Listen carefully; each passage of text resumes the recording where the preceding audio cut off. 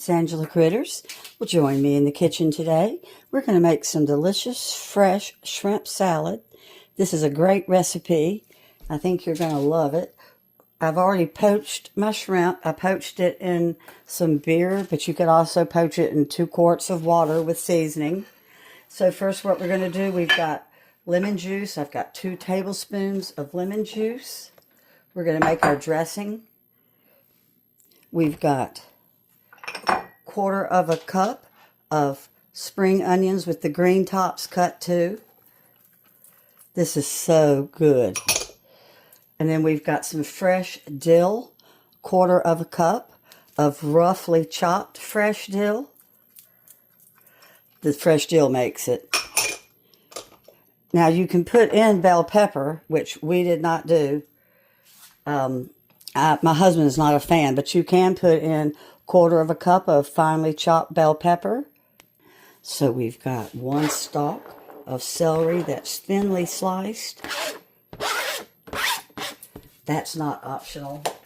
And then we've got some sea salt, 1/2 teaspoon, and we've got a couple or 3 or 4 grinds of the black pepper, where you just grind it a couple times. And we're going to put in 1/2 cup of mayonnaise. And I use Duke's. You just use whatever good mayonnaise that you like. Homemade mayonnaise, just whatever kind you want to use.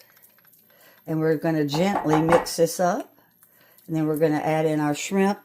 And you want to let this be refrigerated at least 1 hour before you serve it. It's really good the next day. And this stays good for 3 days, which is really nice. The lemon juice keeps it good. That's because of that 2 tablespoons of lemon juice we had in there.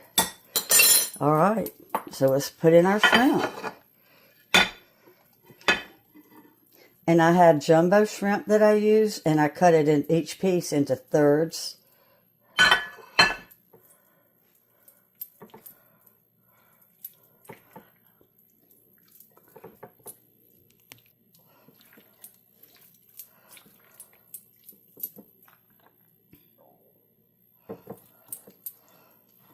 And just get it all stirred up. Make sure each piece of shrimp has some of this good dressing on it.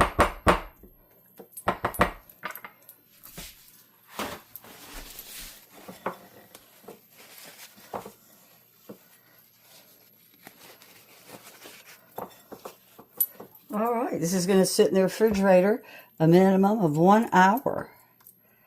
And like I said, you could put in bell pepper if you like. But the dill is what really makes this. I hope you like dill.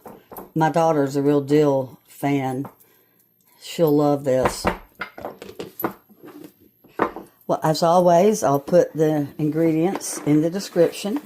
And I sure appreciate you watching. Bye-bye.